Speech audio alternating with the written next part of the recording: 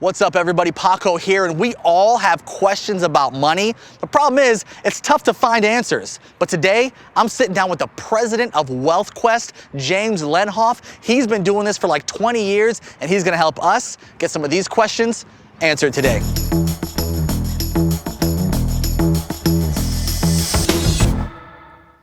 We've got to talk about debt.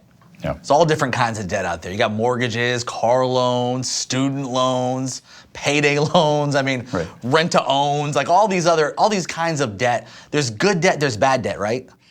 Not quite. There's efficient debt and inefficient debt. Oh. And I think what happens when it comes to the concept or the topic of debt, the opinions get really passionate and really extreme really quickly. So there's people that think debt is the best thing that's ever happened, and it's something that everybody should just take advantage of fully. And there's people on the other side that say debt is absolutely evil, that it's always bad, that it is always devastating to families. And I don't really agree with either of those positions. Once you put a label of good or bad, it's always good or it's always bad. Right. And I don't think that's ever true. I think when it comes to debt, it's either efficient or inefficient. Debt is leverage. Sometimes we can use debt and the leverage is working for us. We're actually accumulating wealth. We're building our net worth by using the bank's money at 3 or 4%, and then buying something that's appreciating or going up in value at 5 or 6%, right? That'd be like a home. That's right, exactly. Sometimes we use debt and we buy things that lose value, like a car. If we're financing that car and over again we keep buying new cars and we keep financing them, we never actually own anything, and the debt on it is worth about what the car is worth, we're not actually getting ahead. That would be somewhat inefficient. It's not devastating, but it's inefficient.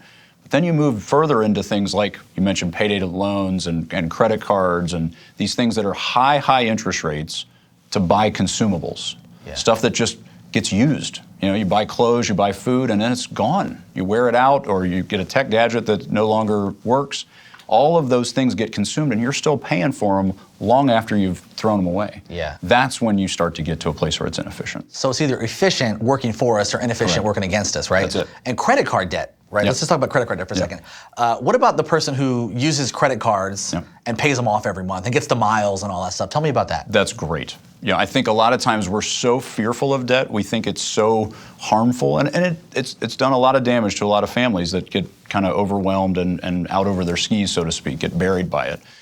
But when you are paying that card off every month and you are fully using it just as a transaction vehicle, just to swipe it and buy things, you're getting all the miles, all the rewards points, all the cash back benefits, but you're not paying any interest, it's a great use of those cards.